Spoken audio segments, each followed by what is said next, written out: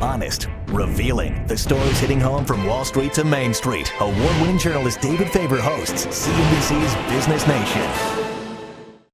We now return to the CNBC News Magazine, Business Nation. Our monthly feature, How I Made My Millions, begins tonight deep in the North Woods of Maine. In 1984, Roxanne Quimby was a single mother and struggling artist who had moved there to live the simple life, sleeping in a cabin without running water or electricity.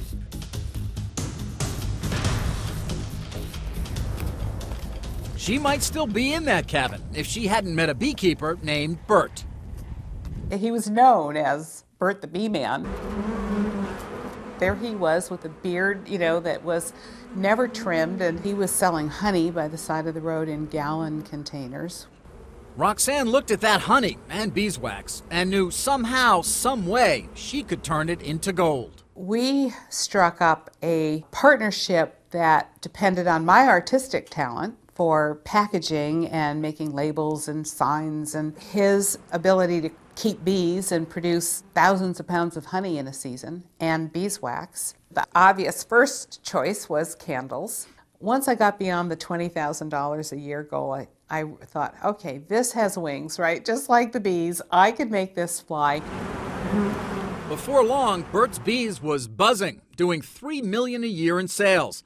Roxanne kept tinkering. Sometimes the most inventive, creative ideas come out of accidents, serendipity, who knows where they come from. They just kind of fly in and, whoa, let's try that.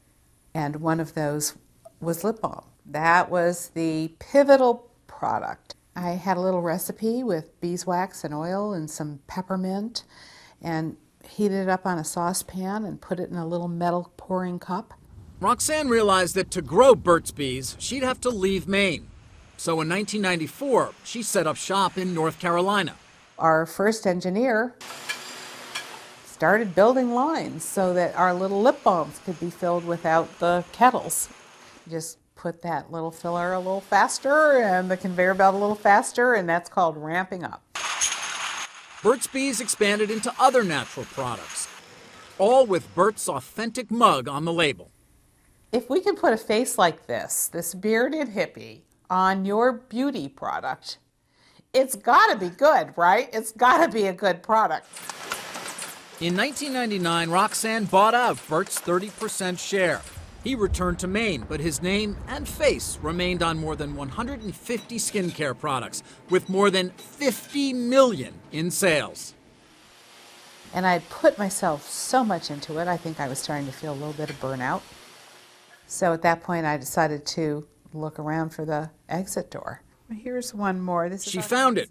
In 2003, Roxanne Quimby decided to sell 80% of Burt's Bees. Her payday was sweet as honey, $177 million. The way to make $1 million, first and foremost, is to make it in your mind and totally believe that you have absolutely everything it takes. Absolutely, no doubt about it. That's how I did it, and I would recommend it.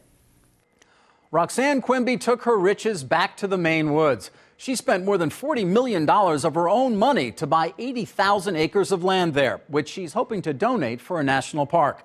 And Burt, once a hippie, is now a rich hippie. He walked away with $4 million.